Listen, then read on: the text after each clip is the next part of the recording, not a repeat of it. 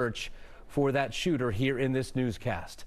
Also developing tonight, history on Capitol Hill. For the first time, a House Speaker is removed in a revolt led by a fellow Republican. The day of drama leading to uncertainty tonight over who will now lead the U.S. House of Representatives on a permanent basis. Just hours ago, Kevin McCarthy ousted from the speaker role he's held for less than a year.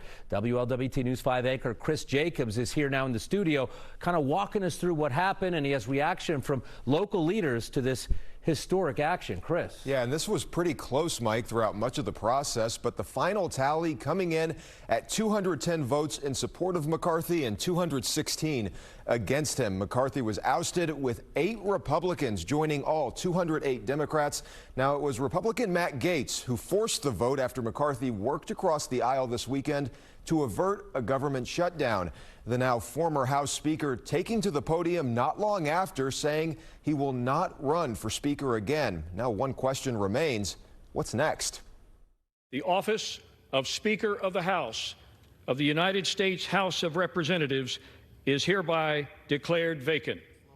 With the swing of the gavel, history made, much to the dismay of both Republicans. He's a good man, and he didn't deserve this. And Democrats. It's really unfortunate. I mean, most of us came here to govern. I want to govern, and this is preventing us from governing. This was part of the reaction after Kevin McCarthy was ousted as House Speaker, leaving a vacancy in the leadership role. Ohio Democrat Congressman Greg Landsman labeling the Republicans who called for a vote extremists and self-absorbed.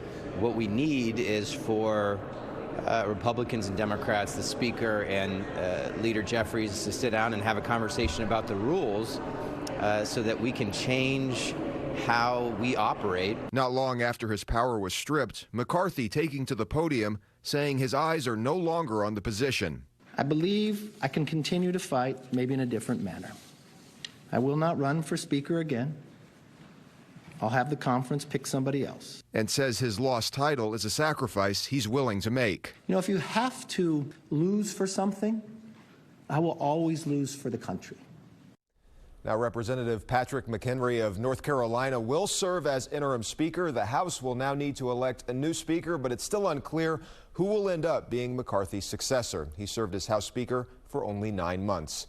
Chris Jacobs, WLWT News 5. Chris, thanks so much. We reached out to Congressman Brad Winstrup's office. He's a Republican. Did not get a response back. Congressman Warren Davidson's office declining to comment to us, but posted a statement on social media saying, with only 43 days left to complete and pass our appropriations bills, now was not the ideal time to vacate the Speaker of the House.